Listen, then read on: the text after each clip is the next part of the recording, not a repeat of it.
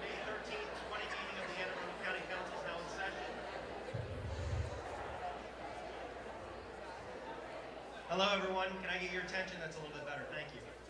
Good evening. The May 13th, 2019 meeting of the Anne Arundel County Council is now in session. The purpose of this meeting is a public testimony on the proposed FY20 general and Board of Education budget. Please remember, if you testified at the May 9th public hearing, you may not testify again tonight. We'd ask that you please now stand for the invocation and remain standing for the Pledge of Allegiance. Councilwoman Hare will lead us in the invocation. Good evening. Please bow with me. We meet tonight to serve our community, to use our resources wisely and well, to represent all members of our community fairly, to make decisions that promote the common good. We recognize our responsibility to the past and to the future and the rights and needs of both individuals and community. As trusted servants, we seek blessings on our deliberations and on our efforts here today. May we act wisely and well. Amen. The Pledge of Allegiance. I pledge allegiance to the flag of the United States of America and to the republic for which it stands, one nation, under God, indivisible, with liberty and justice for all.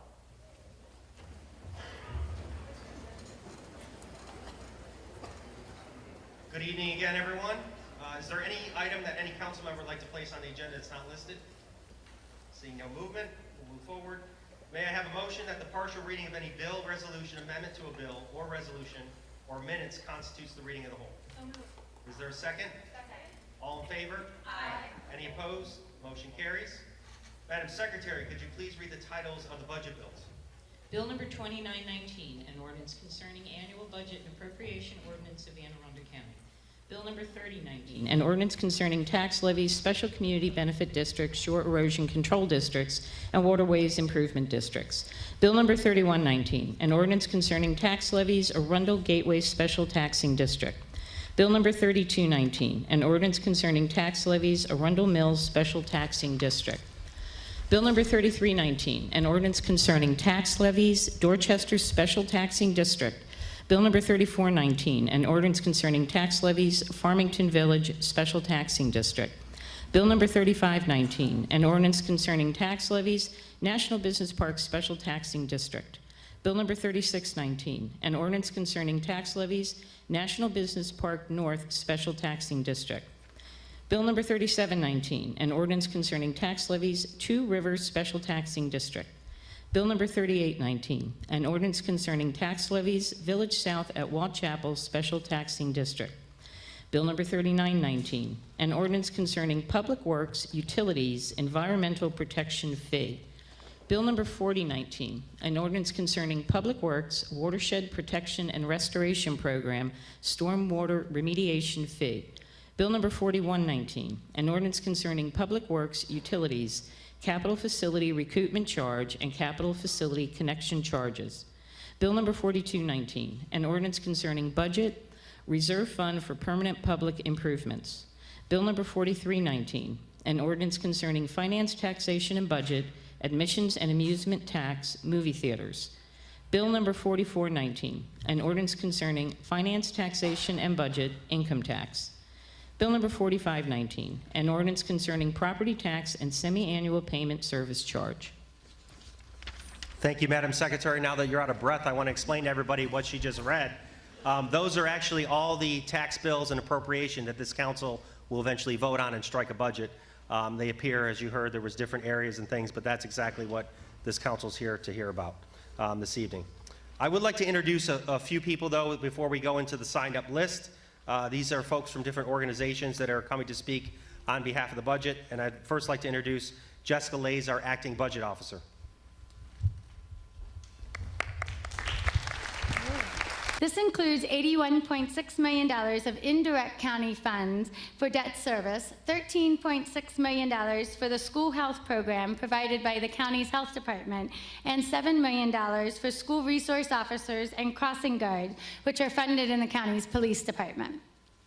Continuing an effort of prioritizing education, the county executive's proposed budget provides $47.1 million of county funding for the community college. and $25 million for the county's library system, part of which funds the Permanent Discoveries Library at the Annapolis Mall. Another priority for the County Executive Pittman's administration is to enhance the county's public safety departments. This proposed budget includes 59 additional public safety positions, 13 positions for the police department, including 10 new police officers, 13 positions in the detention center, 1 deputy sheriff, and 39 positions in the fire department. That's 35 firefighters with the support of the federal SAFER grant. In addition, the proposed budget includes the replacement of the aging police helicopter, which is instrumental in public safety coverage for the entire county. The proposed budget also provides enhancements to the county's land use department, adding 7 positions to the Office of Planning and Zoning, 5 positions to inspections and permits, and 3 positions to the Department of Public Works. These positions will help the county better enforce our environmental laws and support a community-based, long-term planning effort, the General Development Plan. In total, these new positions and programs represent an increase of $106 million in expenditures.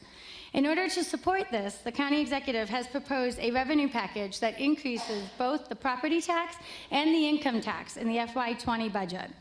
Property tax provides the largest revenue source for the county, making up $747.1 million, or 44.1%.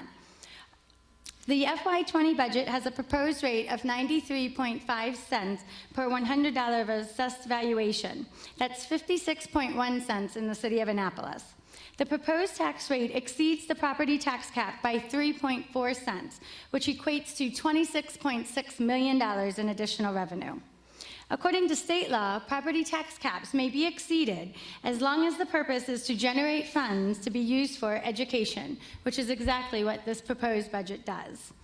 With respect to the income tax, the second largest source of county revenue, making up 33% of our overall revenue, the rate is proposed to increase from 2.5% to 2.81%. Income tax revenue is expected to generate $565 million in FY 2020, an increase of 9.1%. 0.1% of this increase is proposed to be used as a dedicated fund for the new Permanent Public Improvement Fund as part of the capital budget. This dedication of revenue will help support $250 million in long overdue capital projects. The last large revenue source is recordation and transfer tax collections. This represents $102 million, or 6% of our overall budget. Collections are expected to be flat in comparison to 19, and there is no rate change in this category. With respect to non-general fund sources, the waste collection fee remains at $298 per household. The stormwater remediation fee is proposed to increase by 5% to $89.25 per equivalent residential unit. The water and wastewater usage rates are proposed to increase by 5%, and the capital facility connection charges are proposed to increase by 10%. With respect to the 2020 capital budget, the $333.8 million of expenditures include $214 million in component units. That's 64% of our total capital budget.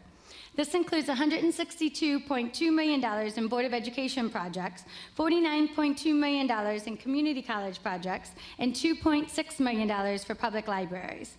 The general fund capital budget and program totals $1.7 billion. It is approximately $28.1 million under affordability. This is primarily due to the influx of funds due to the dedicated revenue source of the income tax. Specifically, these funds support $125 million in school construction, $50 million in public safety facilities, and $75 million in road capacity and transportation projects. In closing, I thank you for this opportunity to present the budget overview and your courteous attention. The administration looks forward to working with this county council as we strike a reasonable and balanced budget. Thank you, Ms. Lays.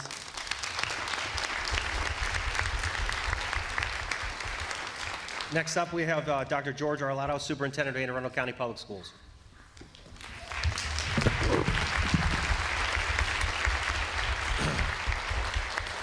Good evening, Chairman Pruski, Vice Chair Pickard, and members of the council. Before I begin my very brief remarks, I would like to introduce two of our board members that have joined us. Ms. Dana Schulheim has joined us, as has Ms. Ellis.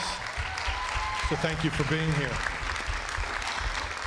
Thank you, as always, for the opportunity to offer a few brief remarks regarding County Executive Stuart Pittman's proposed budget for fiscal year 2020, which, as I said on May 1, is a quantum leap forward in addressing the expectation gap that exists in Anne Arundel County.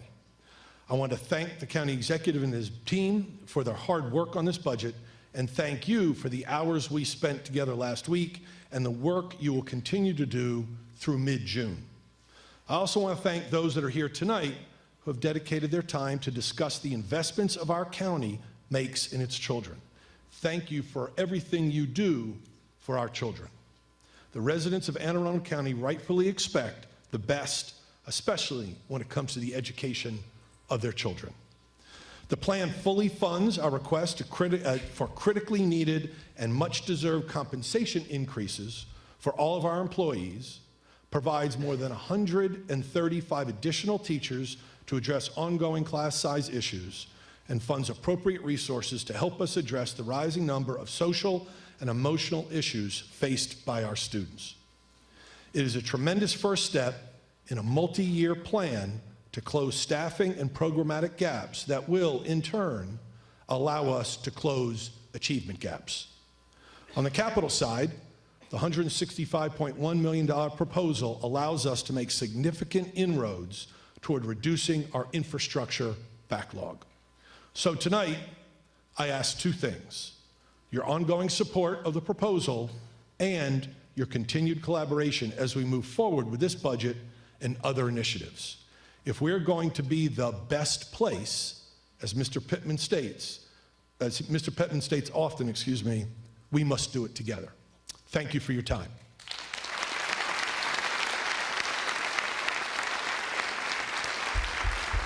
Thank you, Dr. Arlotto.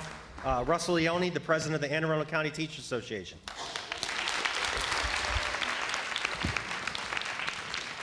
The red suit, it's your turn. All right. Good evening, Chairman Pruski and members of the council. I'm Russell Leone, president of the Teachers Association of Anne Arundel County. I'm not a resident of the county, but I am a 20-year AACPS teacher representing 6,500 certified educators. Over the past decade, the teachers unit has experienced 5 years of step freezes, 8 years of COLAs amounting to from between 0 to 1.25%. In many of those 10 years, it was one or the other, not both. And in 2 years, we had neither. The budget proposed by County Executive Pittman is the first very important step to rectify this. Our teachers unit has been lagging far behind other counties for far too long. The starting salary with a bachelor's degree in Anne Arundel County is $46,898. Compared to our neighboring counties, PG County is $47,781, Montgomery $49,013, Howard $47,802, Charles County $48,000, Charles County $47,582, Baltimore City $48,914, and Baltimore County $48,303. Every county that borders us has a salary scale that's more attractive, and the trend is similar with a master's degree. Montgomery County's new hires account for about 3% of their workforce. In AACPS, we have about 10% each year. That's about 700 new hires each year. We haven't had 700 retirees and new positions in each year. This means that we're having to replace teachers who are leaving the county. So let's consider a 10-year teacher. In Anne Arundel County, a master's step 10 is $63,480, compared to PG County, which is $66,732, Howard, which is $65,941, and Montgomery County, $74,276. However, in reality, a majority of our teachers aren't on the step that matches their year of experience. A 10-year teacher could be on a step 5. That's a salary of $57,495. This may explain why teachers leave, because when crossing the county line could increase their yearly annual income between $8,000 and $16,000. Now, I told you I'm not a resident of the county. I struggled to find a home that I could afford on a single salary, so I made a choice to move out just before the recession hit. And I also freely admit that I'm not one of the AACPS employees who has been hit hardest by the step freezes and a restructuring of the salary in 2014. But I must speak for the many who are.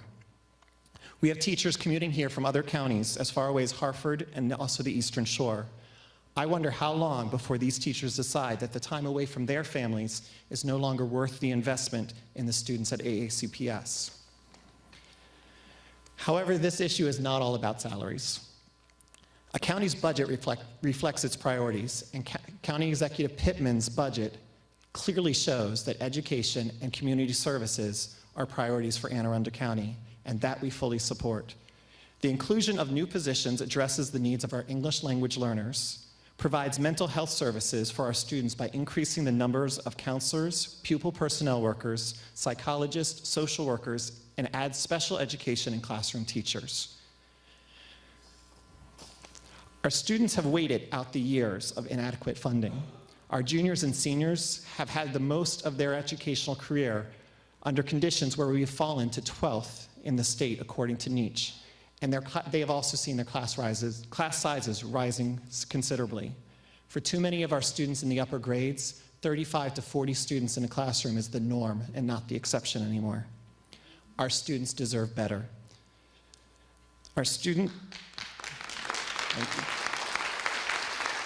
They deserve smaller class sizes, better mental health services, and teachers who can afford to live in the communities that they work. Our students and educators have waited long enough. They deserve better now. We support County Executive Pittman, who through this budget is following his belief that Anne Arundel County can be the best place. I also ask you to please do your part and support fully funding this budget. Thank you.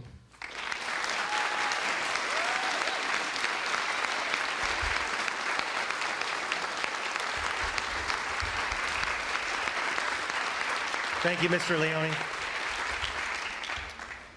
Mr. Nelson Harine, Vice President, Association of Educational Leaders.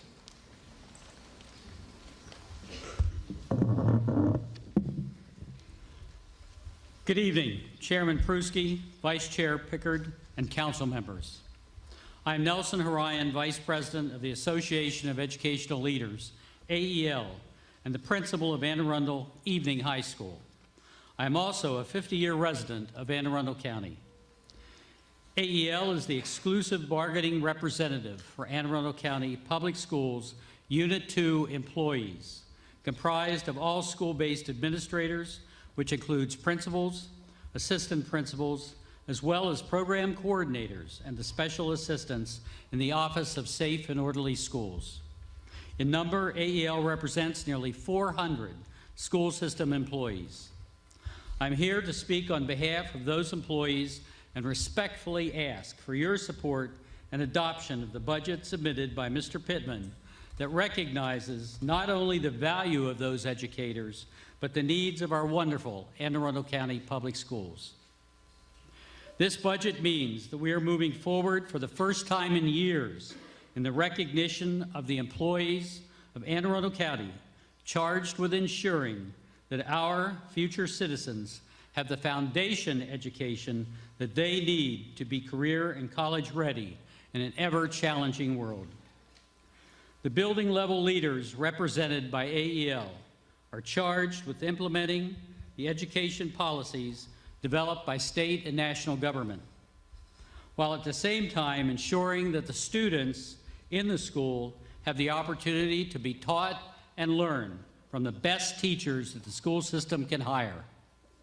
When compensation is discussed for educators, we cannot forget that those who run the schools, principals and assistant principals, are teachers too. Historically, the principal of the school was the principal teacher of the school. It is incumbent on our county government, through their wisdom, to ensure that all of the people who make schools work get the fair and adequate compensation that is a key ingredient in the hiring and retention process. I don't think anyone will dispute the quality of education in Anne Arundel County, but in an economy where tuition debt has skyrocketed, college graduates and those pursuing advanced degrees are looking elsewhere for higher paying employment. The competition for the best and the brightest is greater today than it has ever been. Fair compensation is what attracts the talent necessary to teach our students and run our schools. This proposed budget is a welcome step in the right direction. This budget will help ensure that as teachers rise through the ranks to become school administrators, they will remain in Anne Arundel County to maintain the continuity of thought and action that will perpetuate the high standards we have all set in our school system. Your school administrators are always there to answer the call that comes early in the morning when the alarm goes off in their building, the call when there's a death in the school community, the call when a student or teacher in the school has done something great, or the call when there's a fight in the hallway. They're there to answer the call from parent with a question that must be answered now. They're there to answer the call from a teacher in need of support with their students, or to answer the call from a student who needs a recommendation for college. They're there late into the night for every game and concert, meeting and more, often at the expense of their own families and children. Mr. Pittman is supporting his budget partly through tax increases, and while no one wants taxes to increase, quality is never cheap. The majority of your school system employees, whether school administrators, teachers, custodians, secretaries, or aides, live in Anne Arundel County. They pay property taxes and income taxes, which means they will be funding the increase in their compensation. The investment in employee costs now will provide for a continued robust and vibrant school system and will make up for the years that compensation for employees has been placed on the back burner. While I speak for AEL and your building level administrators, the entire education portion of this budget will be a valued step in catching up not only on compensation shortfalls, but other areas that have been struggling for years to be the best they can be. To you, our elected county council, it is now in your hands to do the right thing for our wonderful Anne Arundel County Public Schools. Thank you for your time.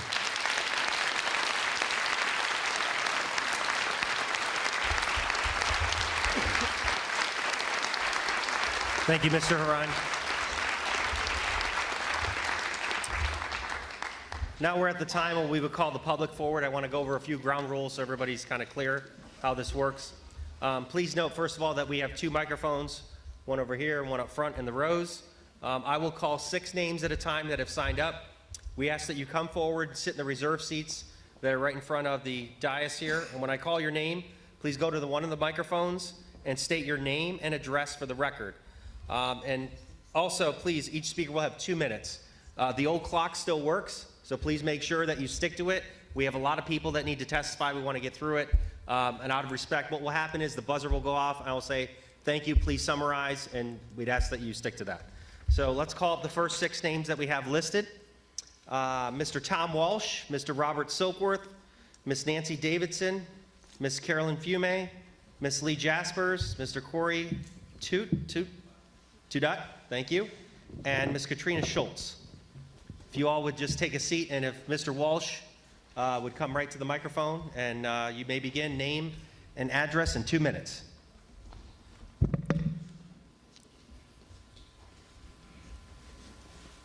Yes, sir.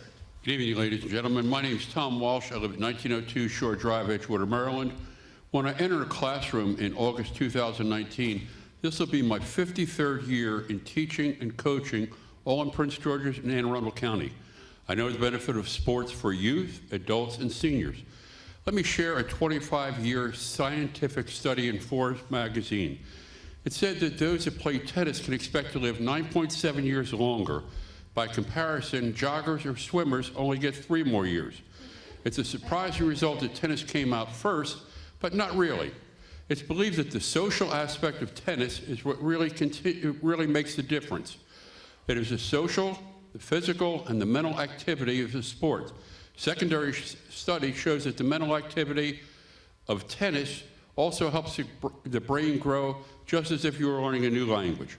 I am here to support the Tennis Center at Millersville Park project, and I know that there are some supporters here also. There we go. Okay.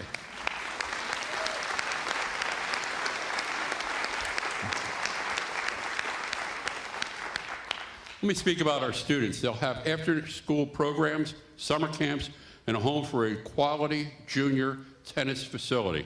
Our seniors, they'll stay active and more engaged in the community and live almost 10 years longer. The Tennis Center is a nonprofit organization and will grow because of the programs that it sponsors. Finally, the county gets more for less. The private sector is making major contributions to the construction costs and the community programs as well. The facility will bring a great deal of revenue into the county because of the juniors and the adults. Rather than leaving to go to other indoor facilities, we'll have our own.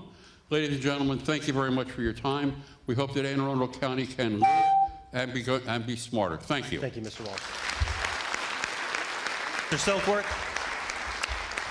Good evening, Chairman Pruski, Vice Chairman Pritchard, distinguished county council members. My name is Robert Silkworth, 518 Chalet West, Millersville, and welcome to my home 47 years, the North County Cluster. This is my 47th year of teaching, ladies and gentlemen. I would like to thank Anne Arundel County for having treated me so well during my career in terms of compensation. I was never denied a single step. I would like to publicly thank Mr. Pittman, our county executive, for his bold commitment to our students, teachers, and schools. In recent testimony, I talked about the dire need for additional support staff based upon social conditions in our schools and communities. Ladies and gentlemen, additional monies were added to this budget, and we are moving in the right direction. In recent days, there have been articles in local papers about the dreaded issue of raising taxes. We have an obligation to focus on the education as well as the health and well-being of our young people. And if that obligation means taxes rise, so be it. The education of our students requires the largest chunk of our yearly budget, as it should. This investment includes an investment in hiring and keeping quality teachers who are dedicated and capable of preparing our children for the world ahead. The proposed budget does include funding to begin the process of making our teachers whole again. I thank Mr. Pittman for his commitment to right this wrong. I am confident that he will continue to fulfill his promise to see that the teachers who lost so much of their salary because of lost steps will finally be given the salaries they deserve and have earned.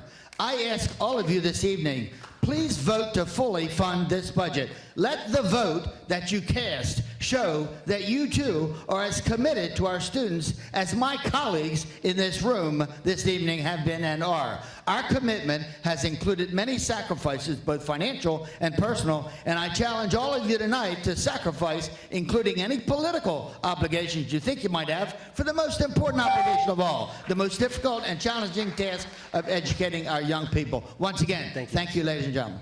Thank you. Ms. Davidson and Ms. Fume, if you want to go to the other mic to be ready. Good evening, County Council Chair Pruski, Vice Chair Ms. Pickard, and County Council members. My name is Nancy Davidson. I reside at 1386 Stone Creek Road, Annapolis. I am a school psychologist currently assigned to Broadneck High School. For many years, worked here at North County. I am speaking to you tonight to ask for your full support of the county executive's budget. This budget puts our students and our future first. As a school psychologist, I am acutely aware every day of the impact of mental health issues for our youth. Our superintendent and our county executive has made this a priority. Our students deserve adequate mental health supports, and this budget includes positions for counselors, school psychologists, school social workers, and pupil personnel workers. Our students also deserve teachers who are fairly compensated for their hard work and dedication. And our students deserve the requested special education supports and bilingual supports. Our students cannot wait. Their needs are not going away. In fact, their needs are on the increase. Our county is growing. We cannot keep making do with what we have. As a taxpayer, I support the necessary tax increases to help fund this budget. We have to pay for it. I hope the students of Anne Arundel County have your support as well. Thank you.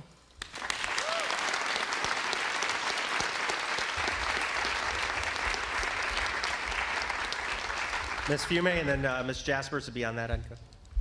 Good evening, Chairman Pruski, council members. My name is Carolyn Fume. I live at 687 Haymeadow Court, Odenton.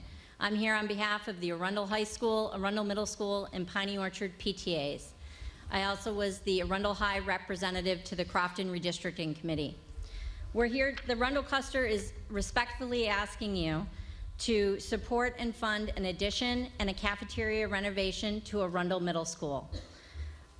Arundel Middle will have the largest sixth grade class in its history next year with 405 students, probably more to move in over the summer. That'll put Arundel Middle at 1,090 students, over 100% capacity. The cafeteria is not big enough for that group, so they're going to split into 2 lunches. 4 lunches instead of 3 will cause more staff time and more expense. With current enrollment areas, this Arundel Middle will be at 118% capacity in 2021. But now it's where it gets a little trickier. The Board of Ed just passed a proposal that will put 2 large new developments in the Arundel cluster. That's the Two Rivers development, 1038B, and the Watchapel Village, 1038C. With these 2 new developments, Arundel Middle will go to 125 to 135% over capacity. This school was built in 1961. It hasn't been renovated since 1985. You're giving us a new roof, which we are very grateful for, but we need more classroom space. We ask that you support an addition to Arundel Middle because it is a school on the rise. Councilwoman Radovan will tell you that test scores are up. We have a great new principal, disciplinary actions are down, and they have a great teaching and staff. But they can't do it with the infrastructure of the building as it currently stands. Thank you. Please Thanks for your summarize. time. Thank you.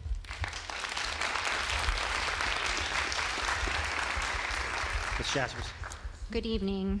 My name is Leah Jaspers, and I live at 2706 Mapleview Court in Odenton, District 4.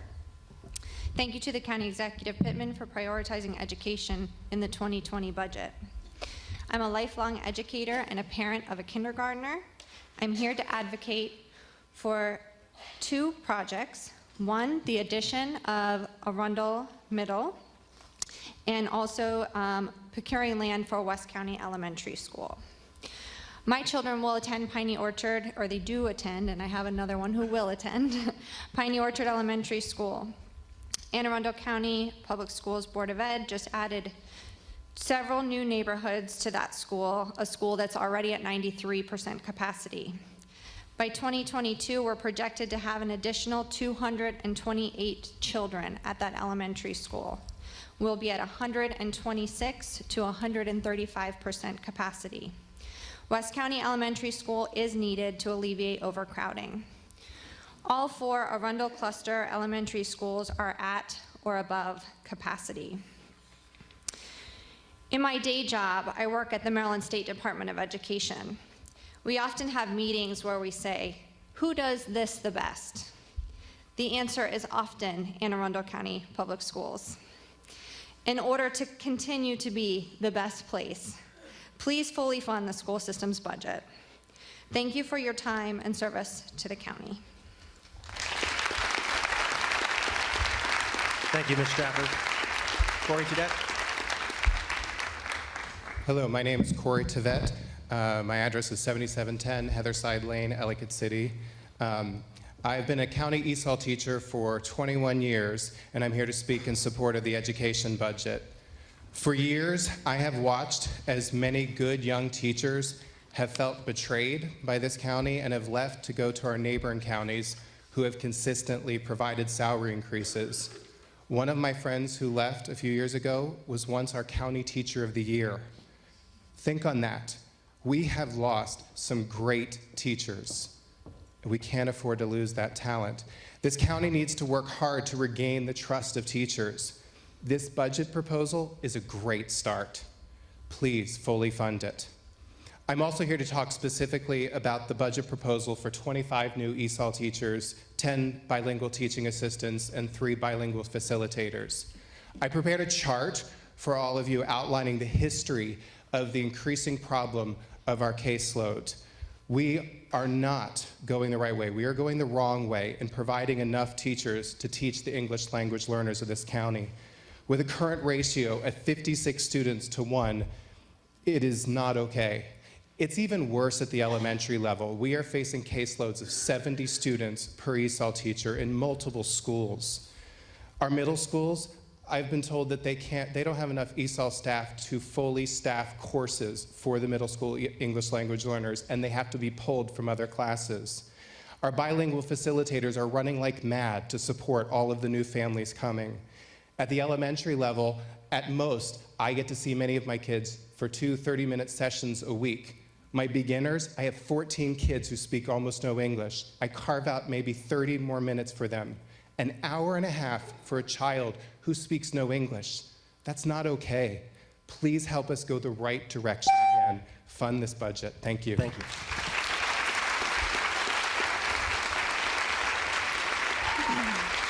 Ms. Schultz? My name is Katrina Schultz. I live on 2 Sunderborn Lane, Springer Park, and I'm a junior at Springer Park High School. I am testifying on behalf of Our Minds Matter, a student-created movement advocating for an increase in mental health resources in our public schools. Let me tell you briefly about a situation that happened this past year at my high school to a close friend of mine. Imagine this. Your stepbrother dies unexpectedly in his sleep at the age of 20. The day he dies, your mom emails your teachers to tell them what had happened and expresses the emotional distress and grieving you are going through. You miss 5 non-consecutive days of school between the time he died and his funeral service. When you return to school, you seek your counselor to speak to her about everything that has happened in the past 2 weeks, hoping that she can at least listen and help you sort through some of your feelings. Upon arriving in counseling, you get told that she's in a meeting and asked to fill out a form asking for your name, grade, and why you wish to speak with your counselor. You fill it out. Under the reason, you write emotional and check the box that says urgent. You fill in the form and are told that your request would be processed in 48 hours. Now flash forward 4 weeks later. Your counselor still has not contacted you to talk with her. How long are we expected to wait to speak to a professional when we are in distress? Currently, the recommended number of students per counselor in Anne Arundel County is 250 to 1. To put that into context, Severna Park has roughly 360 students per counselor, and Old Mill High School has about 450 students per 1 counselor. And these counselors, who each have a ridiculous amount of students to look out for, have an abundance of jobs to do, including scheduling for each of their students, college recommendation letters, school-wide and county-wide meetings, and they're all expected to watch over their students' emotional and social well-being, which is what they'd rather be doing. If we just add 1 counselor to Severna Park High School, and the number of students per counselor would go down to 301. While this is still roughly 50 to 100 students over the recommended, this would give counselors more time. Quite simply, we need more counselors. Issues of mental health are more prevalent in today's society than ever. And the need for more trained professionals, not only for Severna Park High School, but in all students around the county, is greater now than ever. We need to take a long, hard look at the resources the education system provides for Please students, summarize. and we must change it because it is failing for us. Thank you.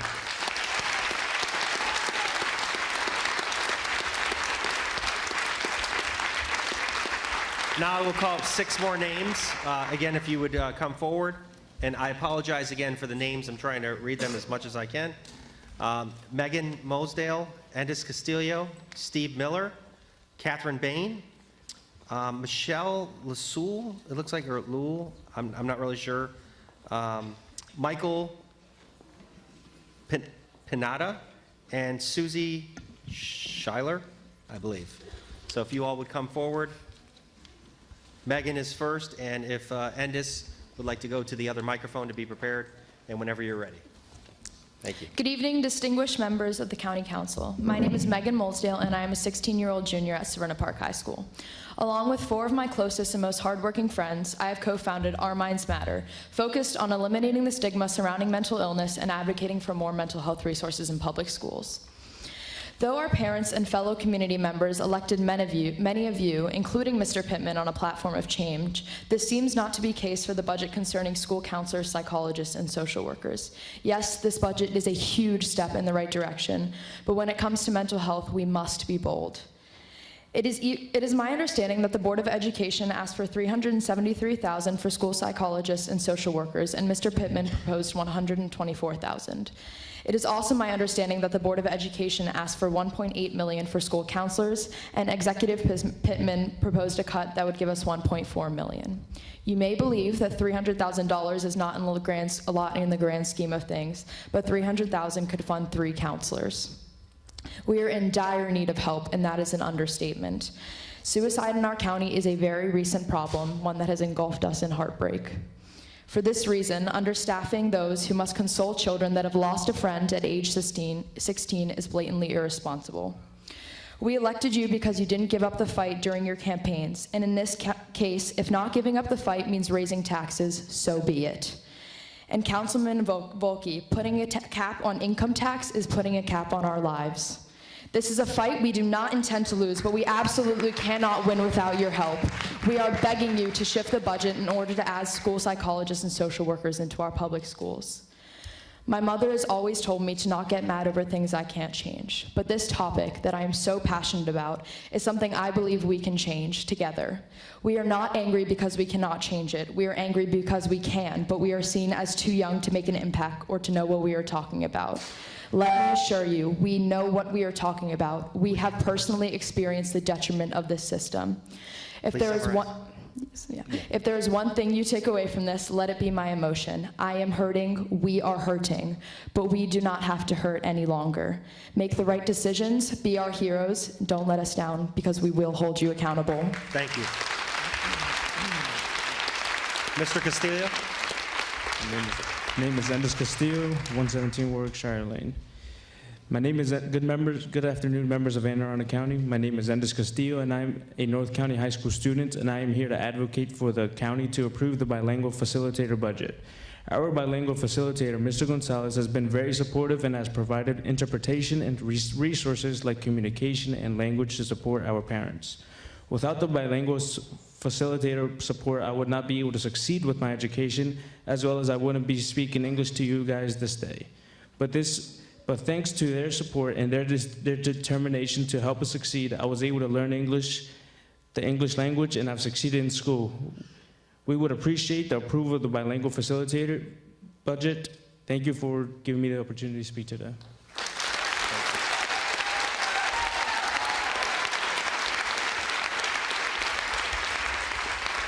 Mr. Steve Miller, and then Ms. Katherine Bain.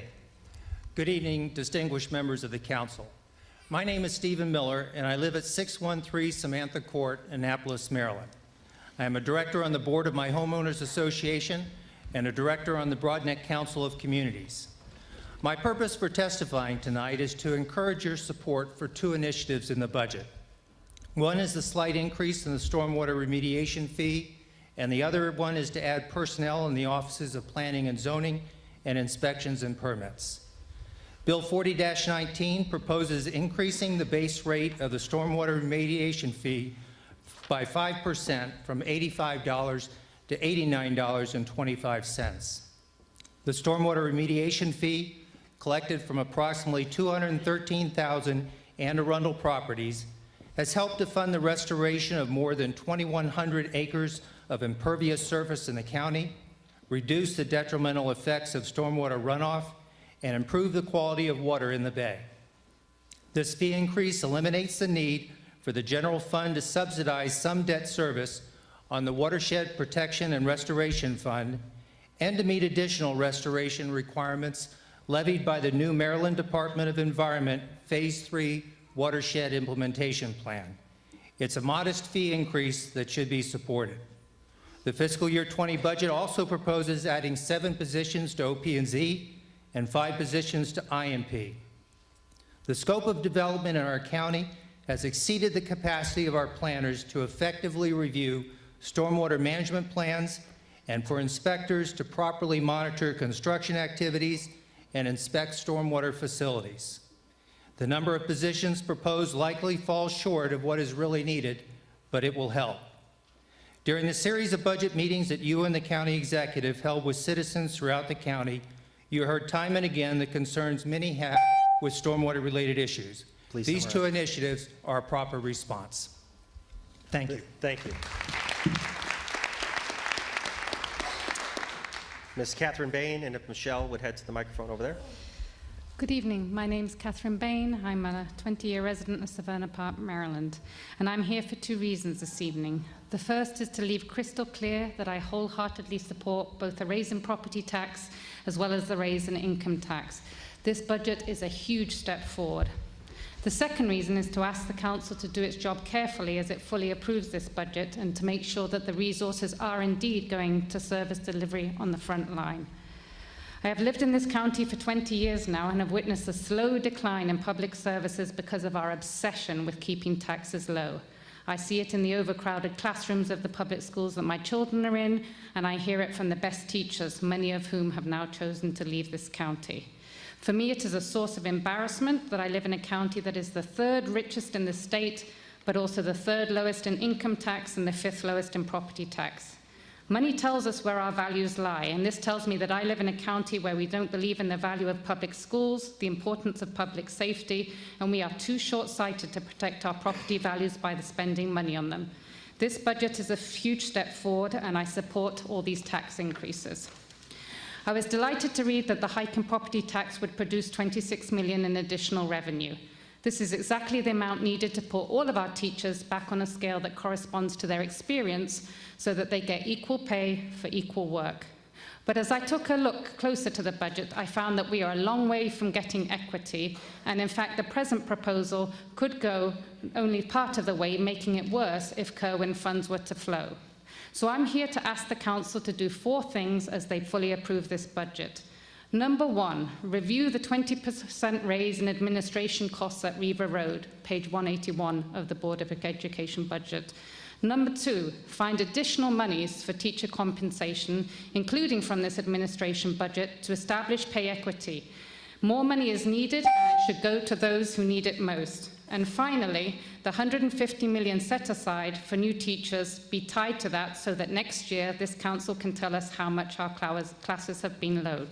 This budget is a huge step forward. I ask you to fully fund it and to make these amendments so that we get the resources where they need to be.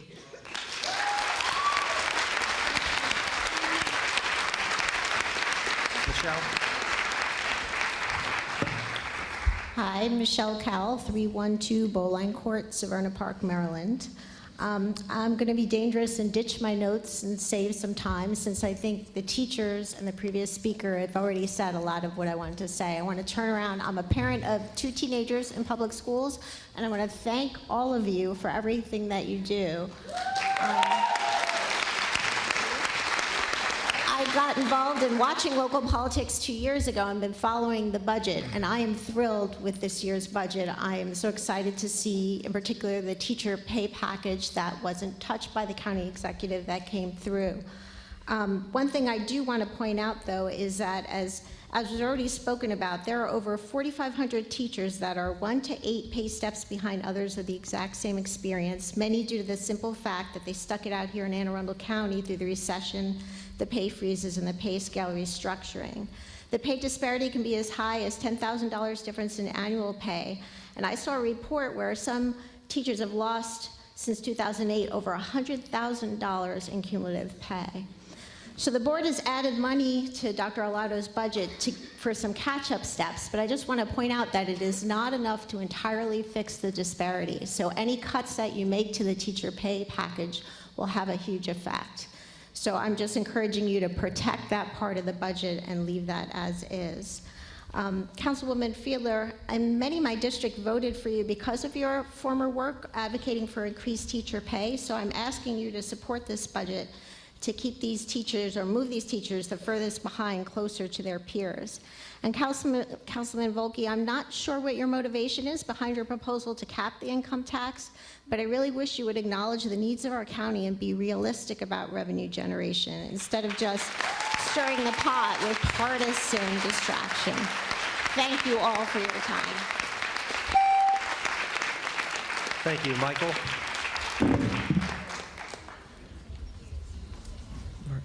Good evening. My name is Michael Pineda Akeno, and I'm a member of the CSA robotics team at Annapolis High School. I'm here to speak on behalf of students who are also members of these kinds of teams throughout high schools to against the cut that was made in the budgets towards robotics teams. Parity funding with sports would allow students to gain experience within the field of engineering before they leave high school, and many opportunities would be open to them. These teams compete at state and national levels, and students should be given the means to compete effectively in them as well. The skills and knowledge that this team has taught me, I would not have gained without it. This team has also helped me to take an important step forward in my pursuit of a career in this field and has done the same for many other students that are involved in these teams. The competition involved with these teams help give students a sense of working in the real world by giving students a means to work hands-on with the timetable, on a budget, and working creatively and diligently to solve problems just like we would in the real world through the means of engineering. It takes up a significant amount of our time to plan and prepare for fundraisers to fund our own projects. This time could be used much more effectively working directly on our projects, and our advisors would have much more time to help us as well. Two schools receive this type of funding for robotics teams to compete, but like sports, each school should receive this type of funding to compete effectively. And so that's all I had to say. Thank you. Susie Schuyler. Good evening, Susie Schuyler, 718 Andover Road in Linthicum, and I thank you for having this, and thank you to our esteemed County Council. In talking with my constituents, they asked me to look at the census, and I see we had a 0.76% growth from 2018 to 19, and of that, 73.1% are homeowners, which is additional taxes and income. And our constituency, our 504, do support our teachers, and you know they need what they need a lot of the money. So our younger generation supports the increase in the taxes without any problem. The concern is with the senior faction. We have a lot of seniors in our area on a fixed income, and they are concerned about the property taxes and the stormwater taxes because they are on a fixed income and they're having a hard time now.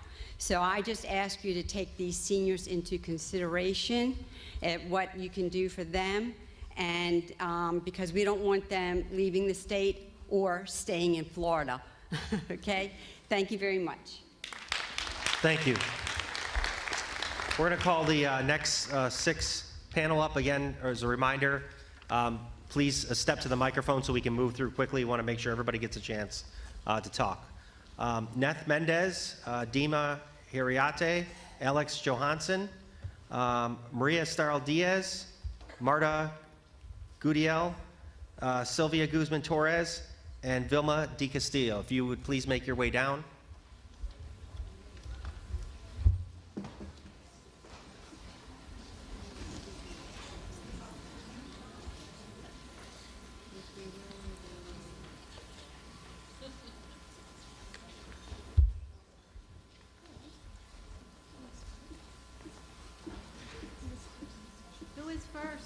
Neth is the first speaker. Or Mendez is the last name? Yep. Thank you. Buenas noches a todos. Mi nombre es Yvette Méndez. Good evening, my name is Yvette. Good evening, my name is Yvette Mendez. Actualmente vivo en Anne Arundel County, Glen Burnie. I presently live in Anne Arundel County in Glen Burnie. Mi hijo está en elementary school aún. My child is in elementary school still. Y estoy aquí representando a la comunidad hispana en Glen Burnie. I'm here representing the Hispanic community in Glen Burnie. Y quiero solicitar a ustedes que mantengan el presupuesto que han aprobado para este año, para que siga en el siguiente año, específicamente para el apoyo de los facilitadores bilingües. I'm here to currently ask that you continue to keep in the budget the 3 bilingual facilitators for the next school year. Ya que es la comunicación perfecta entre mi hijo y la escuela hacia mi casa. Since it's the perfect communication between my child and me in my house. La comunidad hispana necesita más facilitadores bilingües y lo que pido es que por favor mantengan a los facilitadores con nosotros. The schools need more bilingual facilitators, and we ask that you keep the bilingual facilitators in the school and add the additional 3. Sí, quiero apoyar para que el presupuesto se mantenga para el próximo año. I'm here to give my support so that you can lend the funding for the 3 positions in this budget. Thank you. Yep. Gracias.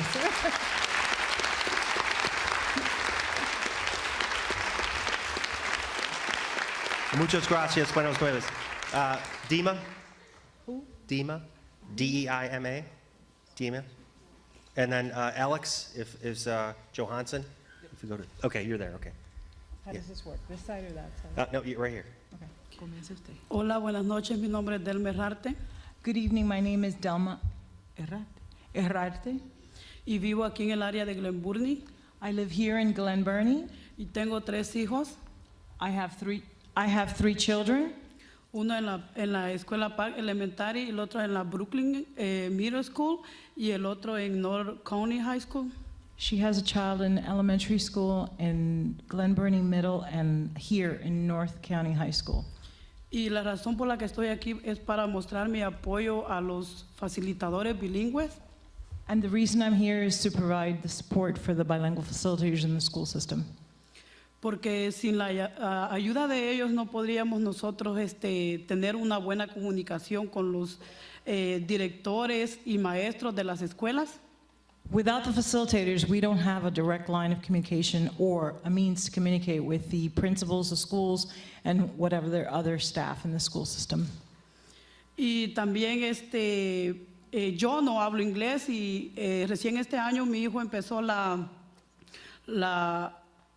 high school y recién no he podido tener ninguna conferencia con los maestros por el motivo de que yo no hablo inglés y tampoco sé usar internet.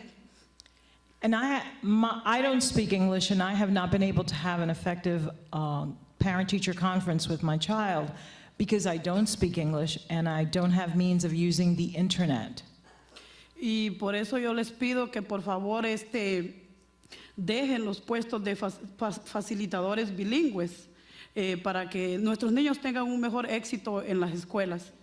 And I'm here again to say that in order for our children to have great success in the school system, we need those facilitators in these facilities. Eso es todo y muchas gracias. That's it, and thank you very much. Gracias. Alex Johansson? Good evening, Chairman Pruski and council members. My name is Alex Johansson. I live at 737 South Hammonds Ferry Road in Linthicum, Maryland. My family and I moved here almost 5 years ago from Texas. Full disclosure, we looked in other areas too, but we chose Anne Arundel County and specifically Linthicum because of the schools, and I know that's the case for a lot of other families too. So if paying a little bit more in taxes means improving our school systems, then I'm here to advocate for that. And I know I speak for other families when I say that as well.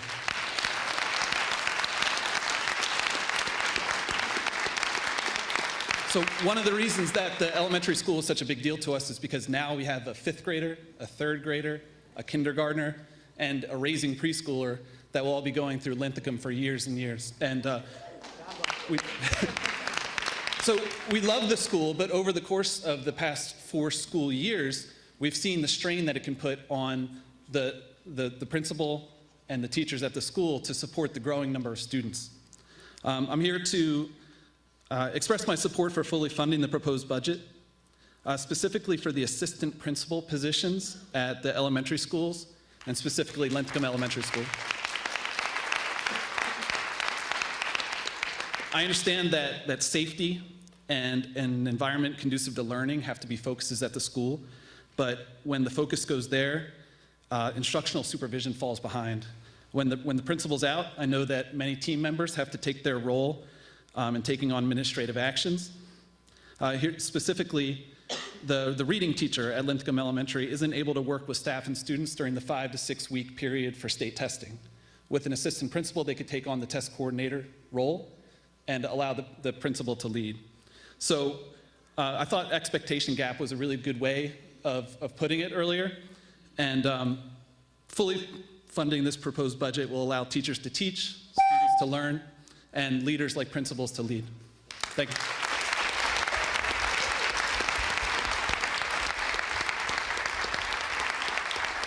Maria? Maria Diaz? Maria Diaz? And then Marta is next. Yeah. Muy buenas noches a todos, damas y caballeros. Good evening, ladies and gentlemen. Mi nombre es María Esther Díaz. My name is Maria Estelle Diaz. Tengo 2 niños. I have 2 children en Hilltop Elementary School. in Hilltop Elementary School. Y estoy aquí por las mismas razones de mis compañeras anteriores, I'm here for the same reason as my previous mothers, por los puestos de facilitadores bilingües, for the bilingual facilitator positions. que por favor mantengan el puesto este año escolar para ellos. Please keep the positions in the school, not only this school year, but next school year in the school systems. Y aprovechando la oportunidad, And I'm also taking advantage of the opportunity. quiero darle muchísimas gracias a cada uno de ustedes del condado I want to thank each of you in the county por la labor que hacen. for all the hard work that you're doing. Muchísimas gracias. Thank you very much. Buenas noches. Good evening. Muchas gracias. Marta?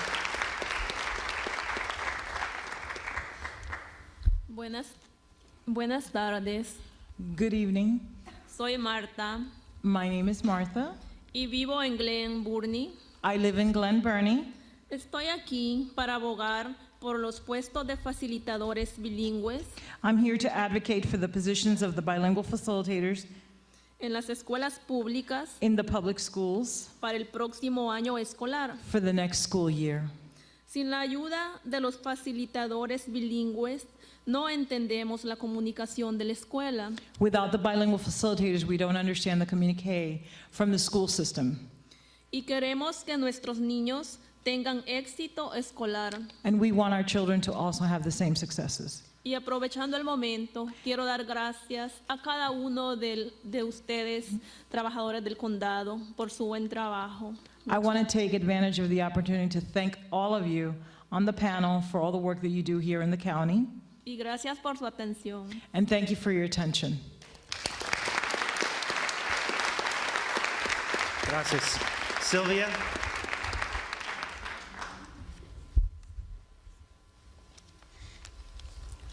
Buenas noches. Buenas tardes a todos. Good evening to all. Soy Silvia. My name is Sylvia. Vivo en Glen Burnie. I live in Glen Burnie.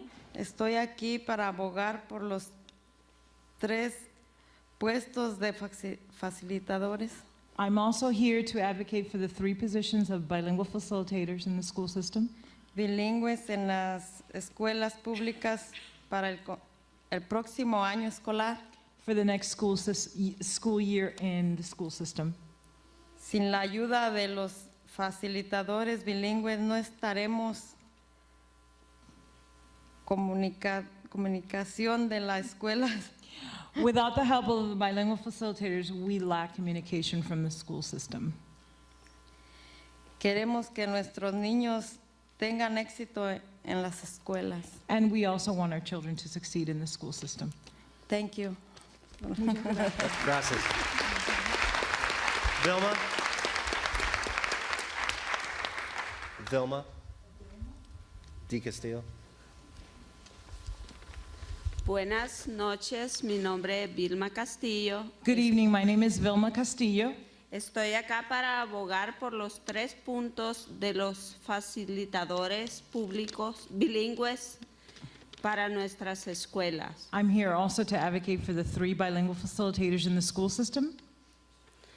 Porque ellos son muy importantes en las escuelas porque así podemos comunicarlos más con los maestros y saber las cosas que necesitan nuestros hijos. Their roles are important so that we as parents can communicate with the schools and know the needs of our children. Les pedimos que por favor apoyen a esos 3 puntos para que los faciliten los facilitadores públicos, bilingües, perdón. ¿Cómo fue, Bill? ¿Qué fue lo que te dije? Que por favor apoyen los 3 puestos para los facilitadores bilingües. Please support the addition of the 3 new bilingual facilitators in the school system for our children. Eso es todo. Muchas gracias por su atención. That is it. Thank you for your attention. Gracias. Thank you.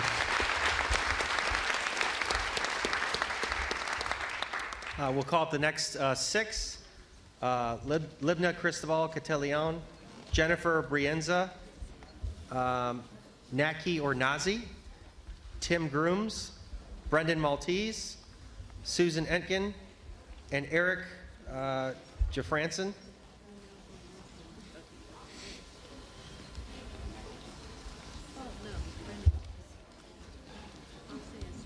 So if Libna is coming forward, yep, right over here, and Jennifer, if on this microphone to be ready.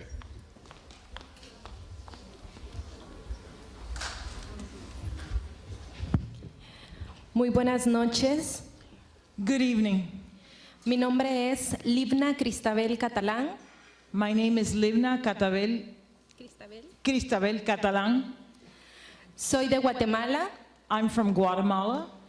Tengo 4 meses de haber llegado de mi país. I've been here 4 months from my country. Actualmente vivo en Glen Burnie. I currently live in Glen Burnie. Tengo 2 hijas, una en escuela Hilltop y otra en la high school. I have two daughters, one in Hilltop and one in the high school. Quiero agradecer primeramente la ayuda de los facilitadores bilingües. I want to first thank the bilingual facilitators at those schools. Porque ellos han permitido de que yo entienda las reuniones que he asistido a las escuelas. Because through them, I've been able to understand all the meetings at the school. Y suplicarles a ustedes, rogarles que autoricen la ayuda de seguir con 3 facilitadores bilingües para el próximo ciclo escolar. I'm here to urge you to please add the 3 new bilingual facilitators for the next school year at the schools. Gracias también a todos los maestros. I want to thank all the teachers. Porque 2 meses tiene mi hija de estar en escuela. My daughter's been in school 2 months. Y esta fiesta de Día de la Madre, and this Mother's Day, recibí una carta en inglés de mi hija. I received a letter in English from my daughter. Gracias a los maestros y gracias a ustedes. Thank you to the teachers and thank you to you. Y les ruego que por favor necesitamos como hispanos los facilitadores bilingües. And I urge you as Latinos, we need those bilingual facilitators. Please. Por favor. Gracias. Thank you very much. Muchas gracias. Jennifer Brenzina and then Nazi over at that microphone. Good evening. Do I need to switch? Nope, you're fine. You go ahead. Okay. Good evening, Chairman Persky, Vice Chair Pickard. My name is Jennifer Brienza, and I'm representing the Fundole Middle School Construction Group. As you all know, our cause has received a lot of attention recently, and I'm sure you know why we're here tonight. We're thrilled about the funding that's been included in the county executive's budget for the Old Mill Complex Master Plan, and we're looking forward to the design and planning process. Old Mill area schools have the only remaining open space classrooms in the county. These schools are old and overcrowded, and they suffer from mold and rodent infestations. They have structural and HVAC issues as well. At the current Old Mill complex, nearly 4,500 students attend class under one roof in a building that was designed more like a prison, with no windows and no natural lighting.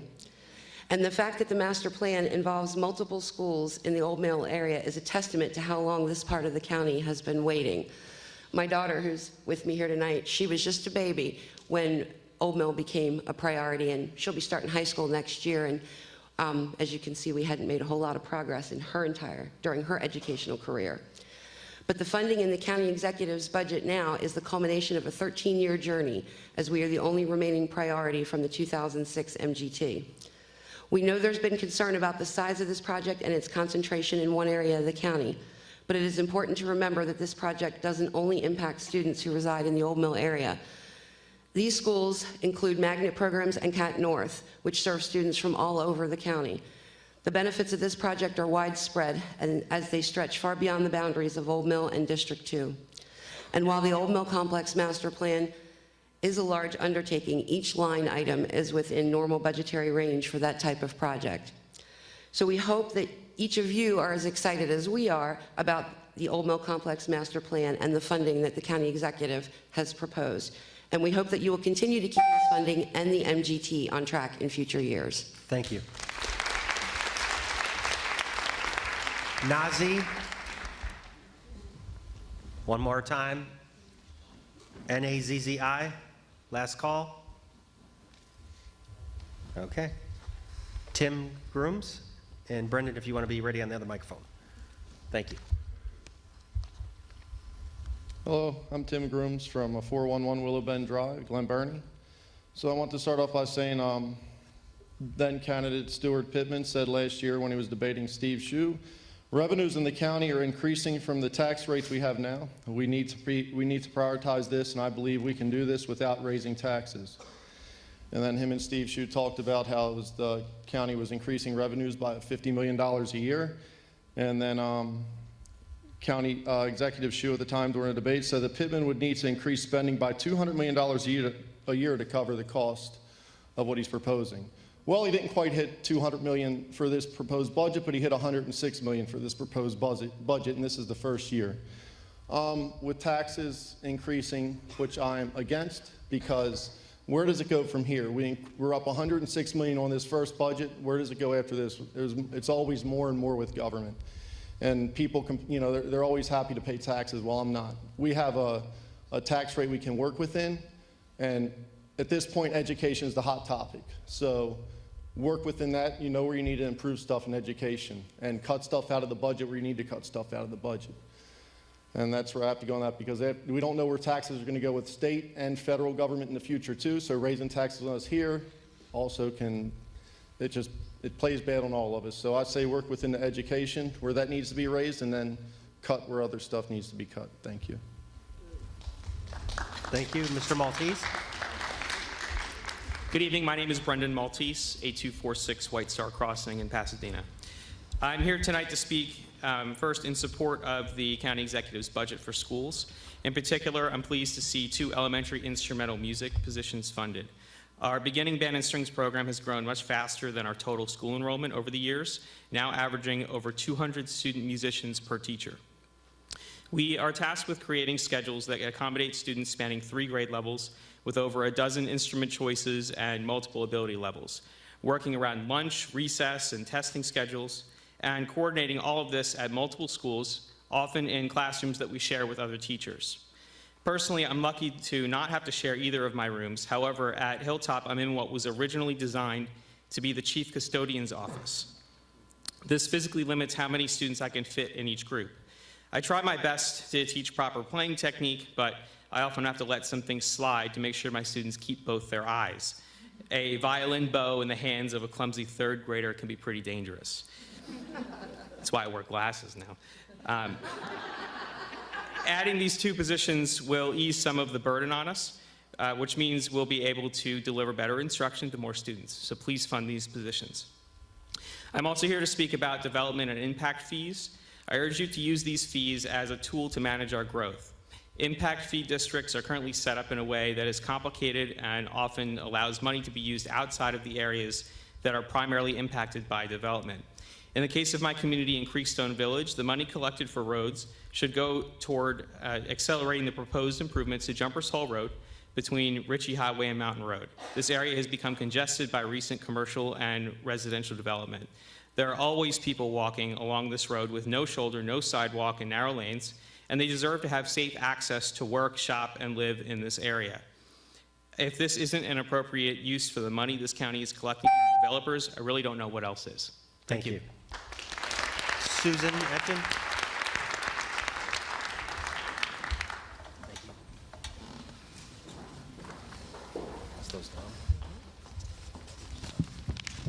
Good evening. My name is Suzanne Etkin.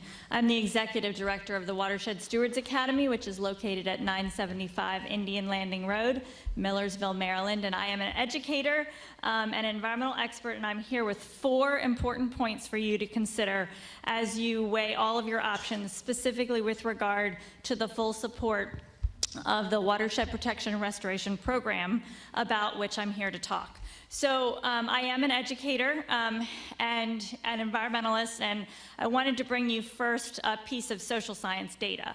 And that is in a Bay-wide survey conducted in 2017, of which there is a significant Anne Arundel County survey. We have 65% of our constituents agreeing that polluted water affects me personally. Not just I want clean water, not just it's an important issue, but polluted water affects me personally. So from Brooklyn Park to Herring Bay, I hear people all the time saying how important it is to restore our waterways. Second point, if people work together, water pollution around here can be fixed. And that's a really important thing. We are on a great path forward to correct our water pollution problems, and those problems can be fixed. Third point, third page. This is a data-heavy slide.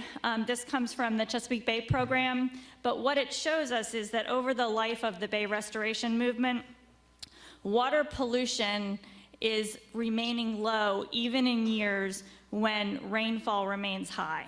So we know that in Anne Arundel County, our biggest source of waterway pollution is stormwater runoff.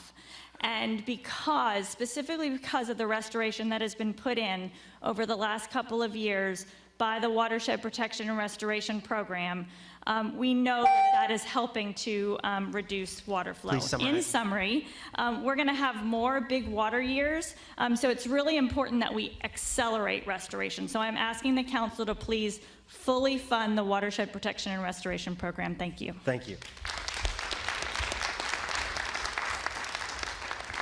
Eric Jeffranson.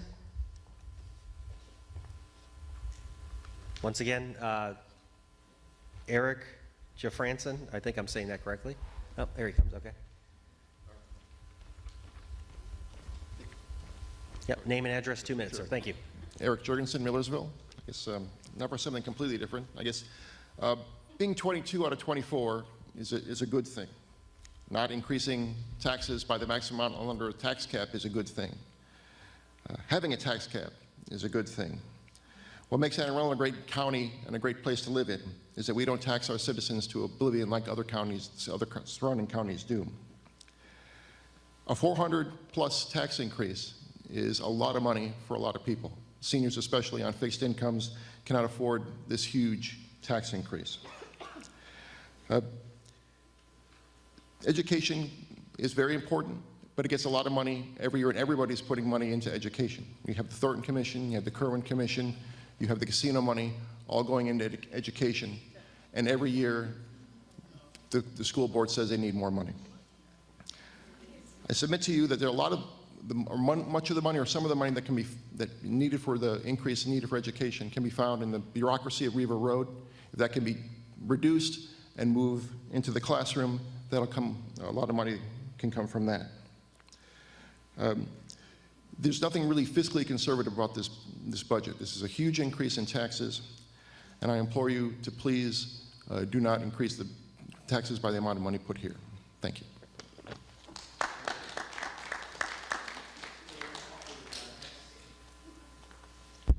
There we go. We call the next 6 folks. Jessica Volman, Leora Day, Hagir Mohammed, looks like Algazik, Andrea Dantoon, Dylan Craig or Crej, Molly Chappelle, and Brad Knopf.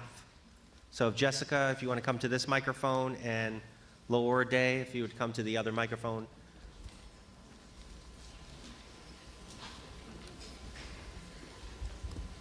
And Jessica, name, address, 2 minutes. Thank you.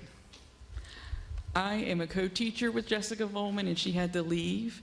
She teaches at St. Monica. She lives at St. Monica in Baltimore County. I am also a Baltimore County resident. My name is Melissa Sisk. We both teach at Park Elementary School, which has 38% of the population of Hispanics.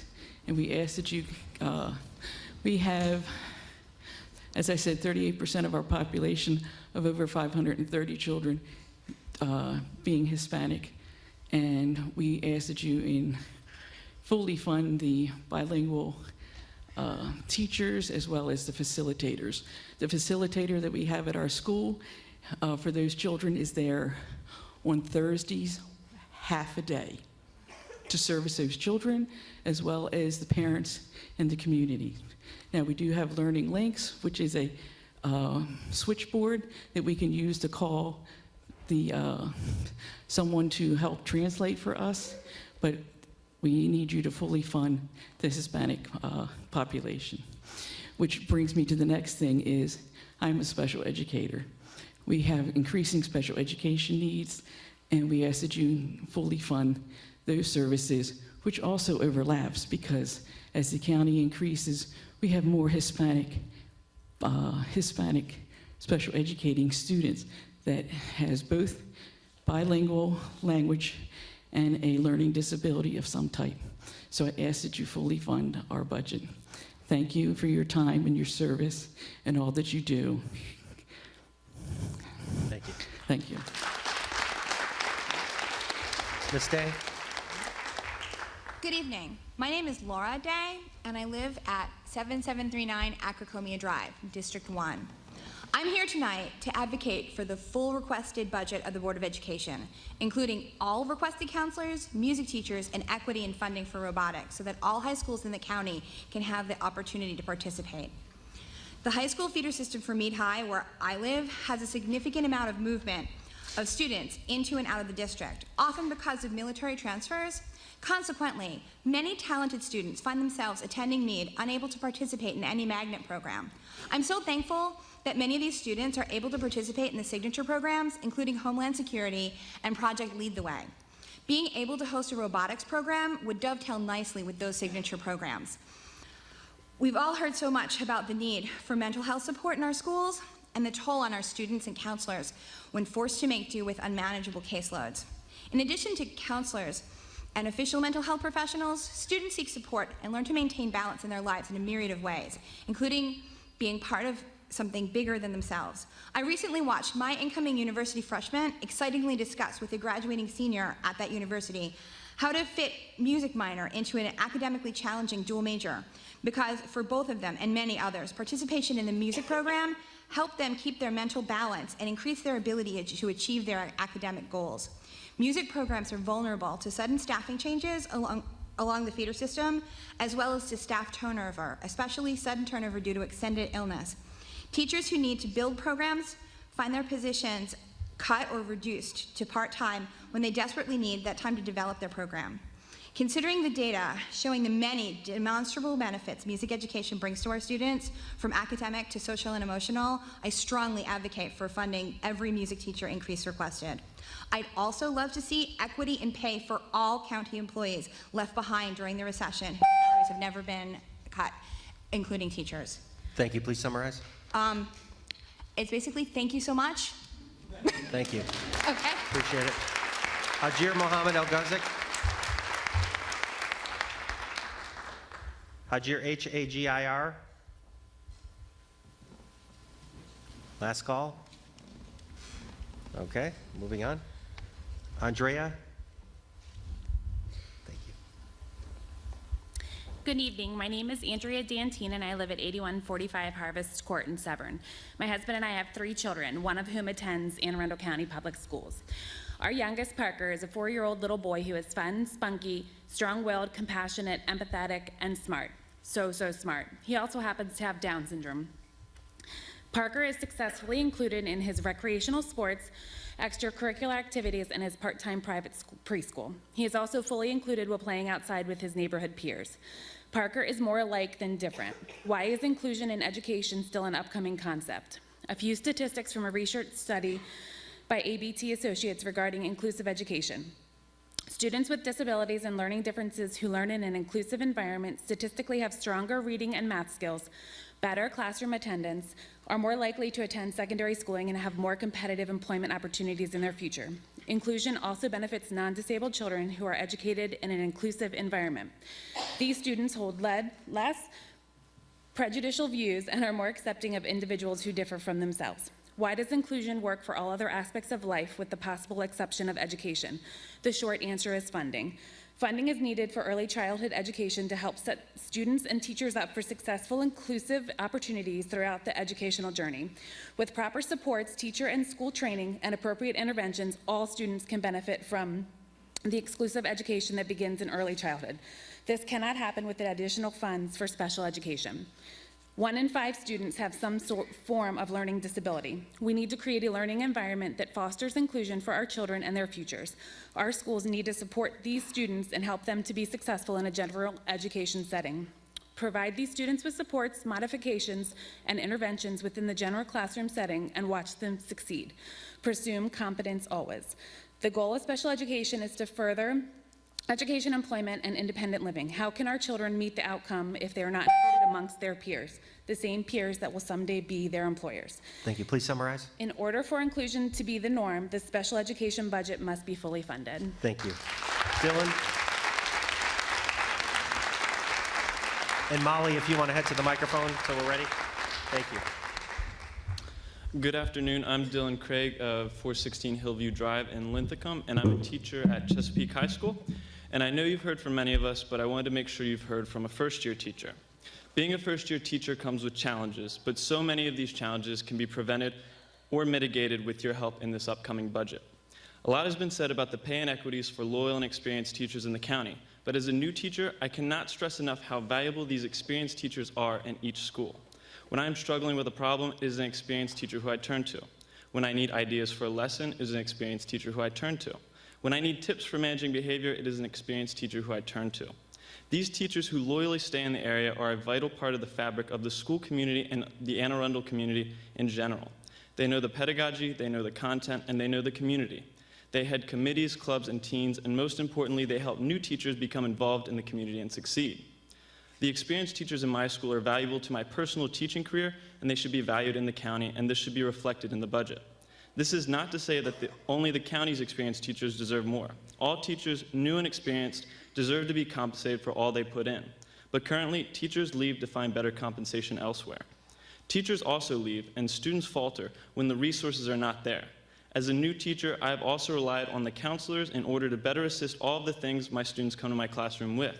But often, in many schools, counselors are swamped, and all suffer, and most tragically, the students suffer. It is even more difficult when a student feels lost in a classroom that is packed full, where they are forced to receive less attention, less feedback, and less support. The teacher is trying, but in a class with so many, it is only natural for a teacher to feel overworked. We currently have the opportunity to create a public school system where teachers are valued and students have the resources and environment conducive to learning. But that takes a change in the budget. That takes closing the pay gap and hiring more counselors, support professors, and teachers to improve classroom sizes. This will help us keep driven new teachers in our county, while also showing how we support the values of those experienced teachers who stay with us. So in conclusion, please support the education budget fully. Thank you, Dylan. Thank you. Dylan, what do you teach? Dylan, what do you teach? English. Okay, well, if you had social studies, I would have gave you some lesson plans, but they're a little old, but Appreciate it. good luck. Thank you. Molly? Yes. Thank you for allowing everyone to speak tonight. I'm Molly LaChapelle. I'm a 40-year resident of Anne Arundel County. I live at 125 Berrywood Drive in Severna Park. I too am a teacher, a retired school administrator, and still teaching as a watershed steward volunteer. I'm here to talk about the importance of the watershed restoration and protection program. I became a watershed steward to restore and protect my watershed, Cattail Creek, which is the largest contributing creek of the Magathie River. It runs from Kinder Park, Severna Park Middle School, for 3 miles, both above and below ground, to Berrywood, just off of Route 648 in Asbury Drive. I raised 4 sons who had a wonderful time playing along the banks of Cattail Creek when it was clean and not polluted water. It was a beautiful then, with lots of yellow perch and blue herons. I was disgusted by how degraded the creek had become, with badly eroded stream banks disconnected from its floodplain, and a marina eroded by stormwater caused by excessive building and development upstream. It became the point where part of the parking was falling into the creek, causing a disastrous, dangerous situation. I reached out to our community association and researched ways to fund the work through grants. A community on its own cannot afford a project of this size. I enrolled in the WSA class when I learned very valuable leadership training in gathering communities together. This was in 2016. While attending a Watershed Stewards Conference, I met DNR representatives who introduced me to funding. We ended up getting almost $1 million in grants, and because of this, we were able to restore Cattell Creek in our area. Amanda Fielder has seen it. If any of you would like to come, I'd be more than happy to show you what government and citizens can do working together to clean water. Mr. Knopf. Hi, my name is Brad Knopf. I'm at 1018 Magothy Park Lane in Cape St. Clair. And I think we all should know and appreciate the value and quality of life brought to us by our streams and rivers and bay. But I think we've also all seen the algae blooms, the fish kills, and the dirty water that need help. I'm a member of the first graduating class of the Watershed Stewards Academy of Anne Arundel County, and I watched it over the 10 years blossom into, well, it started as an innovative and exciting program, and it's blossomed into what it was intended to be. It's unleashed an army of dedicated volunteers who are not only installing thousands of healing rain gardens, rain barrels, and restoration projects, but they're teaching others how to help heal our waters. During that time, though, something really exciting developed, and it's the Watershed Protection and Restoration Program, which I'm here to advocate for. It, too, has grown into what it was intended to be. They install hundreds and hundreds of major programs, major repairs, restorations, not using steel and concrete, but earth and stone and native plants to benefit the natural habitat. They're beautiful, they're wholesome, they're effective, and they're working. So these organizations have created some momentum. You know, they're two of the most effective and wholesome tools imaginable, and they're helping us to adhere to the federally mandated programs that we must adhere to, the TMDL. And anyway, these programs are not only working, but I think it's important to note that with that momentum, they're creating a will and a heart to keep it that way. We have a lot of people that are really dedicated to this, and I think it should be fully funded. Thank you. Thank you, sir. Appreciate it. I have 5 more people on the sign-up list, and then we'll go through a process for anyone who hasn't spoke yet, but if we could have these folks come forward. Ms. Donna Hill, Ms. Corinne Frank, Mr. Will Saffiel, Ms. Robin Turk, and Ms. Catherine Heater. If you would come forward, please.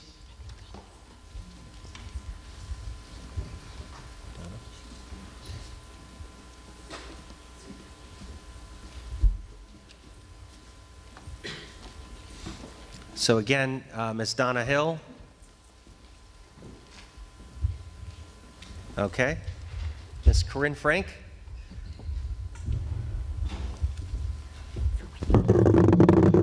I'm short, I'm sorry. Good evening, my name is Corinne Frank. I live in Pasadena, Maryland. I wear many hats in my community, but tonight I'm wearing my favorite hat, which is my mommy hat. I'm coming here tonight as a wife and a mother. My babies are Cullen, who is 8, and Colette, who is 4. I would like you to know who I'm advocating for tonight. While I am an active and engaged member of my community, I'm also a stay-at-home mom, and my family is on one income. I drive a 13-year-old Honda minivan, and one of the doors will open but doesn't close, but it's paid off. I live in a small rancher in the Bodkin School District, and luckily our tiny rancher is nowhere near a $400,000 home. This past winter, I had my oil tank filled one time over the entire cold season. Almost every night, I would bundle up the kids, tuck them into bed, and after they fell asleep, I would turn off the heat. My husband would turn it back on when he woke up in the morning. We do this every year. All winter, we spent $435 in heating oil. Why do we go to such lengths? because a $400 bill has teeth. In my family, hundreds of dollars matter. It hurts. Raising taxes means billing hardworking families. Increasing taxes means penalizing parents who have young children and who are already struggling. This is the very human aspect of expecting families to pay hundreds of additional dollars in already frugal households. I don't know where we will find this money. I support my school. Education is absolutely a priority. I am friends with many teachers, and I am often asked about teacher pay. I absolutely support our teachers. This dedicated group takes care and custody of my child 180 days a year. But this budget far exceeds what is needed to address our schools. We chose Bodkin because it was the best that we could afford, but we can afford no more. I am asking you to remember my family when you decide how much more you are going to charge us to live in our own home. Will Satfield, thank you. Will. Hello. My name is Will Safel. I live and work in Anne Arundel County. My address is 3318 Arundel on the Bay Road, Annapolis, Maryland. I'm here to talk about fully funding the budget for the Watershed Protection and Restoration Program. Full disclosure, I'm an environmental consultant, and I work with Anne Arundel County. They've been a long-time client of the company I work for, Environmental Systems Analysis. But as such, I'm in a unique position to testify to the success of the program. Anne Arundel County has been a leader in meeting its MS4 permit obligations and implementing TMDL programs. This has been achieved through the aggressive implementation of projects. WPRP has been using a multifaceted approach to address these issues. They range from installing new stormwater infrastructures, improving existing ones, improving wastewater treatment, public outreach, as well as stream restoration. It's been working. Data show improvements in water quality and decreases in storm flows. All these improvements have translated to cleaner water, meaning better swimming, better fishing, better boating, and more crabs. I mean, we're in Arundel County, right? You got it. I mean, we're linked to the water, better living, better Anne Arundel County. Our fates are linked. Overall, we have made significant progress within a short period of time, and now is the time not to lose momentum but maintain. We should fully fund the WPRP budget and ensure that Anne Arundel County continues to be a leader in environmental protection. Thank you. Thank you. Ms. Robin Turk. I don't need to. Okay. All right. Catherine Heater. Good evening. I'm Catherine Heater. I live in Anne Arundel County, Annapolis area. I'm here tonight to speak on behalf of Holly Kleiderline, one of our school counselors who has submitted to you the graphs that you have. So she's asking that you at least, she was unable to be to the last meeting. She's asking that you at least preserve the 14 counselor positions, which is a reduction from the 18 requested from the Board of Education members. And she included the graphs that illustrated why it's critical that you do so. And the first graph, is showing that the school counselor ratio better than the national average, 373 versus 464. And then they have a second graph, it's on the second page, that shows also that this ratio has remained steady statewide over several years. However, on the third graph, it's beginning to illustrate the historical problems with the ratio in Anne Arundel County. We have the 5th highest ratio across all counties in Maryland. And then you have another graph that's after that, and it's the Maryland student to school counselor ratio by school type, 2016-2017, and it breaks down the ratios by level, and you'll notice this disparity in ratios depending on the school type, elementary, middle, and high school. Another interesting thing on this graph is Baltimore City chose to eliminate elementary counselor positions to spend the money on classroom teacher positions, and that's why that one's the outlier. There are 4 graphs Holly created, based on full-time enrollment, and it's available on the AACP website, and she had a copy of staff lists. On each graph, she indicated the American School Counselor Association recommended ratio of 250 students for each counselor. No high school or middle school has double the recommended ratio in our county, but there are a whopping 35 elementary schools with a ratio greater than 500 to 1. Thank you. Please summarize. Okay. So in summary, we already know the statistics. You heard from our young people earlier, they're hurting. We're all hurting. So we're asking that you do whatever you can to fully fund these positions. And as every elementary school in Anne Arundel County is equipped with bulletproof shields and Narcan for the worst emergencies, please provide the funding to add the school employees who work to prevent those emergencies from happening. Thank you.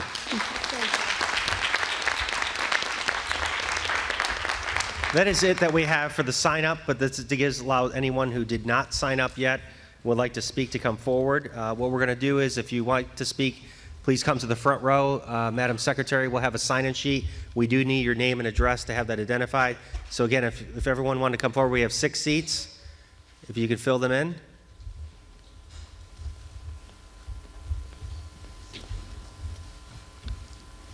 Okay, I only see, looks like 2 folks. So if somebody wanted to go to the microphone and start, and make sure you provide your name to Madam Secretary. So.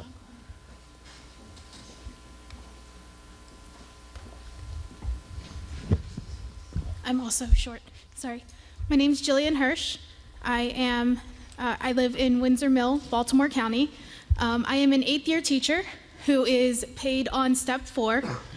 My husband is an assistant principal in another county. After giving 12 years of his career to Anne Arundel County, he wound up moving counties in order for us to be able to afford to continue to rent our home and pay for daycare for our 1 child. We both work full-time as well as evenings. We have neither of us been home at the same time at all this week. So we met for dinner, and I handed off our 3-year-old, and he will put him to bed, and I will be here advocating to get a step for next year, and for my fellow teachers to get a step for next year, so that we can continue to have multiple prep periods with minimal planning time and not enough pencils or paper in the classroom. And hopefully we'll have enough counselors in the school that when our students come in, and I had 4 students today come in with legitimate traumatic things happening in their lives, that I was lucky enough to be able to send them to our counseling office. So I am here to advocate that education be fully funded. And I'm also here to advocate that the watershed program be fully funded, because our outdoor environments, especially places like Arlington Echo, are key for us to be able to incorporate the mental and emotional and social aspects that are necessary for our students. Thank you.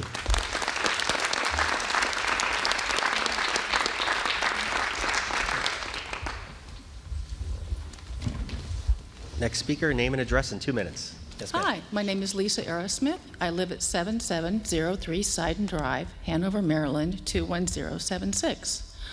I'm here to speak on behalf of public water access in general and Beverly Triton Beach Park in particular. I am the representative from landlocked District 1 on the County Water Access Commission. I'm the chair of the Wet Feet Activist Public Water Access Committee, and I'm the lead kayaktivist on the Anne Arundel County Water Trail. I am here to urge for public water access for everyone in Anne Arundel County, but especially for the 80% of the people who do not live in water-privileged communities or waterfront homes. Beverly Triton Beach Park is a 344-acre public park with a mile of sandy beach right on the bay. The county bought Beverly Triton Beach Park in 1985 for $3.25 million, largely funded with public program open space state funding. Program open space comes with a mandate to provide public outdoor recreation. The county utterly failed to live up to that commitment for more than 3 decades. The park was closed to the public until 2013, when it opened as an unimproved rustic park. The scandal began shortly after the county purchased Beverly Triton. Rather than obey the funding mandate of public outdoor recreation, the county hired a ranger to keep everyone who didn't live within walking distance of the park out of the park. At the south end of the park, the scandal deepened. In 1986, the county rented 1/3 of the mile-long sandy beach in Beverly Triton Beach Park for $1 a year to Beverly Beach Community Association for exclusive use for its community swimming beach. Their $1 lease continues today. Please summarize. You can't buy a snowball for $1. I ask that the county fulfill its decades overdue commitment to fund and build the basic improvements, a modest bathhouse, a couple of picnic tables, excuse me, adequate ADA parking spaces, a 96-car parking lot at Beverly Triton Beach Park necessary for families to enjoy this park in safety and comfort. Thank you. Appreciate it. Yes, ma'am.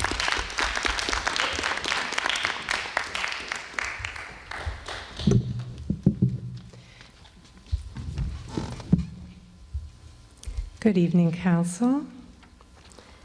My name is Robin Turk, Warfield Road, Edgewater, regarding the Beverly Triton Nature Park and the $5 million budget item. I was hoping I wasn't going to have to defend anything based on all of the dire needs that exist in this county, but it appears that I do. Just so you know, this park has been open since it was purchased. It has public access now. It's open 7 days a week from 7 a.m. to dusk, every day of the year, even holidays.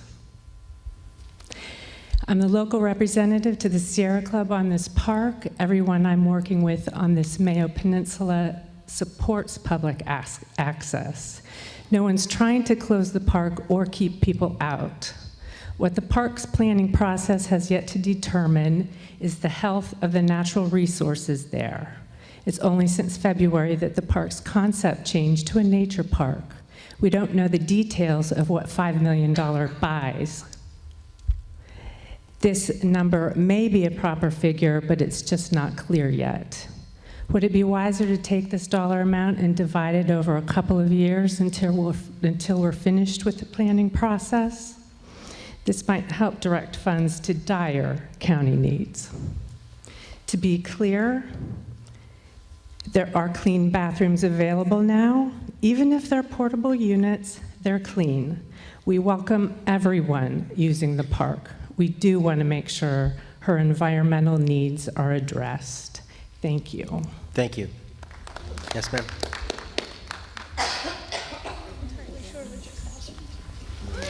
Hi, good evening. I will keep this very short because it's been a long night. But thank you to the council for being here and to listening to public input.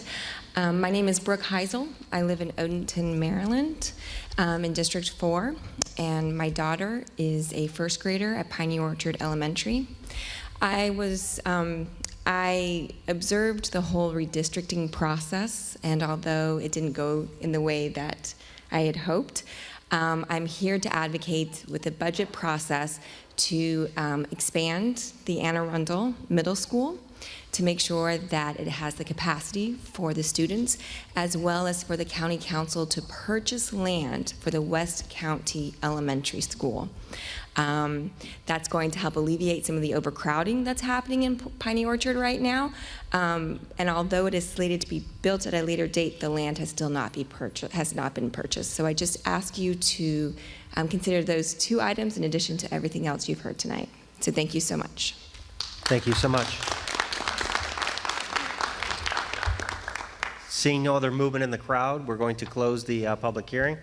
I just want to take a moment to thank everybody for coming out. You know, some of these are long hearings, but we appreciate everybody on all sides that you have a right to come to the public hearing and share your opinion. And I think my colleagues would agree with me that we appreciate it. I know we're getting a lot of emails, calls, and the more you engage, the better off you are to try and make it through this process. So again, we thank you. Is there any other business to be brought before the county council this evening? May I have a motion to adjourn? So moved. Is there a second? Second. All in favor? Aye. Any opposed? The motion carries. The county council is adjourned until May 20th, 2019. We will meet in Annapolis for our regularly scheduled legislative session. Thank you and have a good night.